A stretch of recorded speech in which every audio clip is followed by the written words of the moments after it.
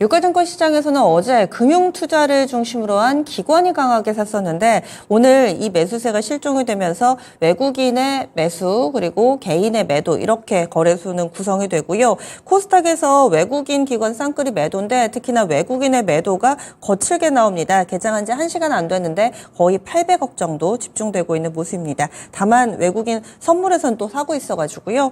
오늘 양시장 지금 파란불이 더 오랫동안 켜져 있는 상황인데 그러면 어떻게 봐야 될까요? 전략 체크인 포트폴리오 구성 팁 알아보도록 하겠습니다. 함께해 주실 분 신한투자증권의 신병재 부지점장입니다. 안녕하세요.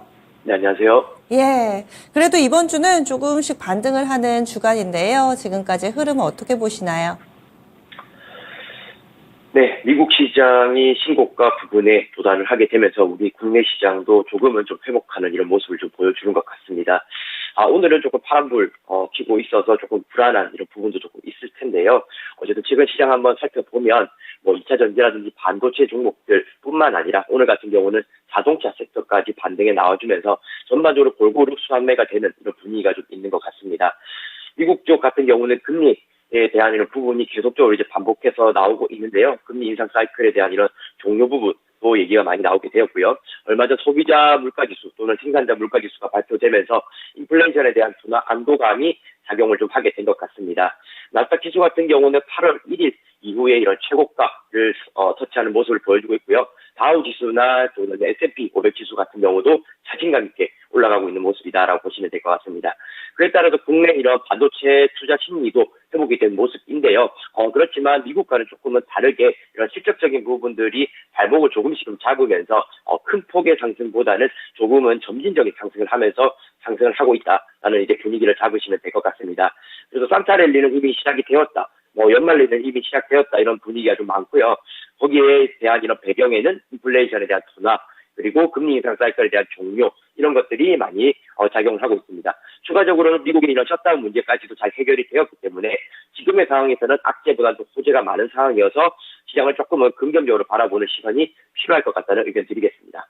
네, 그러면은 오늘 포트폴리오 좀 어떻게 운용을 하고 계신지도 들여다보겠습니다. 어찌 보면은 이 포트폴리오가 굉장히 공격적이면서도 방어적인 포트폴리오인 게요. 현금 대 주식 비중이 9대 1입니다. 현금이 10%밖에 없네. 공격적인가 싶으시겠지만 안쪽에 들여다보면 종목이 상당히 또 방어의 특성을 가지고 있는 덜 밀리는 종목군들로 구성을 해놨거든요. 그러면 전략의 변화 있으신가요? 네, 우선은 비중 자체는 그대로 가져가기로 결정을 했습니다. 시장 자체의 이런 변동성, 아직은 그래도 남아있는 상황이기 때문에 시장은 조금은 긍정적으로 볼 수 있는 여유가 생겼지만 아직까지 현금 10% 정도 남겨놓고 운용을 해야겠다라는 의견을 드리도록 하고요. 방금 말씀드렸던 것처럼 이런 금리 인상에 대한 사이클이 올해는 이제 부담이 없기 때문에 굉장히 조금은 시장은 움직일 수 있는 부분이 더 많다라고 이제 보시면 될 것 같습니다. 내년도에 대한 인하 초점에 대해서 지금은 예측치가 나오고 있는 이런 상황이고요. 그런 것들은 미국 국채금리라든지 우리나라 국채 금리를 보시더라도 금리 부분에서 이미 반영이 되고 있다라고 보시면 될 것 같습니다. 반도체 같은 경우는 필라델피아 반도체 지수를 볼 수가 있는데요. 미국의 이런 필라델피아 반도체 지수가 계속적인 부상향 나타내고 있습니다. 엔비디아뿐만 아니라 AMD, TSMC까지 가세를 하면서 시장을 이끌고 있다라고 보시면 될 것 같고요. 엔비디아는 $500 부근까지 상승하게 되면서 조금은 국내보다는 좀 가파르게 상승한 모습을 확인할 수 있다라고 보시면 될 것 같습니다. 그래서 국내 시장 아까 말씀드렸다시피 ISC라든지 한미반도체 이렇게 그리고 이오테크닉스까지 실적에 대한 부분이 조금 많았던 것 같습니다. 하지만 실적 노이즈도 불구하고 발빠르게 IR팀에서 좀 코멘트가 나오게 되었고요. 그래서 하루 만에 회복을 하는 이런 높은 회복 탄력성을 보여주게 되었습니다. 그래서 시장 자체의 이런 신뢰도는 좀 더 높아졌다라고 보시면 될 것 같고요. 오늘 시장에서 조금 밀리고 있지만은 저는 순환매 성격의 자금 이동이지 않나라고 이제 보고 있습니다. 그리고 시장은 코스피도 그렇고 코스닥 800포인트까지 내려가 있지만은 반도체 섹터 아직까지는 위쪽에서 움직이고 있는 상황이기 때문에 충분히 차익 실현 나올 수 있는 타이밍이다라고 이제 의견 드리도록 하고요. 그래서 그렇게 겁내실 필요는 없다라고 보시면 될 것 같습니다. 하지만 여러 업종 보시면서 충분한 기회 생길 수가 있으니 반도체나 2차 전지뿐만 아니라 다른 섹터들도 함께 보시면서 시장 대응하시면 도움되실 것 같습니다. 그래서 주식과 현금 비중 9대 1은 그대로 유지하겠다 얘기를 해주셨는데 그럼 종목 내에서의 비중이라든지 교체 있었는지도 보겠습니다. 포트폴리오 한번 보시죠. 종목 세 종목 있고요. 보시면 시장 대비로 덜 밀리는 종목군들입니다. 그리고 반등할 때 강한 종목도 있고 그렇지 못한 종목도 섞여 있는데 일단은 LG전자 가장 눈에 띄죠. 오늘 장에서 이 눈에 띄는 이 몇 종목 가운데 하나인데 LG전자가 20% 있습니다.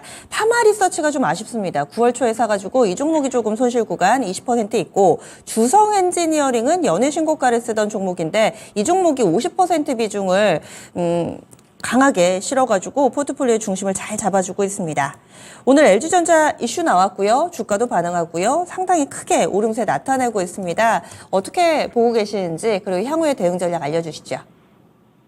네, LG전자 오래 기다리셨습니다. 어쨌든 박스권 단기에 있는 부분들을 상단 돌파를 했다라고 이제 보시면 될 것 같고요.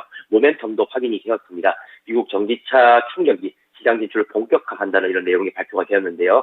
내년 상반기 완속 그리고 급속 충전기에 대한 출시 계획이 내용이 좀 나오게 되었다라고 보시면 됩니다. 이제 전기차 이런 트렌드에 따라서 LG전자가 좀 선도적으로 움직이는 부분이 있기 때문에 이런 부분으로 인해서 신사업 트렌드가 이어질 것이다라고 보면 될 것 같고요. 본 사업이나 가전 사업 같은 경우도 말씀드렸다시피 연말과 연초 이런 성수기 진입에 따라서 내년도 실적은 굉장히 좀 우수하게 발표될 가능성이 높다라고 보시면 될 것 같습니다. 실적이 좋기 때문에 내년도를 반영하면서 지금은 상단 돌파가 나와서 굉장히 이유 있는 상승이다라고 이제 보시면 될 것 같고요. 지금부터 출발했기 때문에 좀 더 보유하는 의견을 드리도록 하겠습니다. 지금 파마리서치 같은 경우는 좀 발목을 잡게 되는 부분이 좀 생겼는데요. 3분기 어닝 서프라이즈를 발표했음에도 불구하고 주가가 좀 내림막을 겪게 되는 이런 부분이 좀 있는 것 같습니다.